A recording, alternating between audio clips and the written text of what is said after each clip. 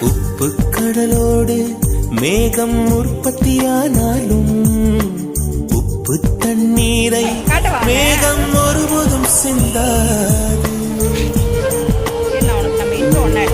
மலையில் விழுந்தாலும் சூரியன் மரித்து போவதில்லை. நிலவு கூலியூட்டி தன்னை நீட்டித்துக் கொள்கிறதே. மேகமாய் நானும் மாறேனோ அதன் மேன்மை குணங்கள் காண்பேன்.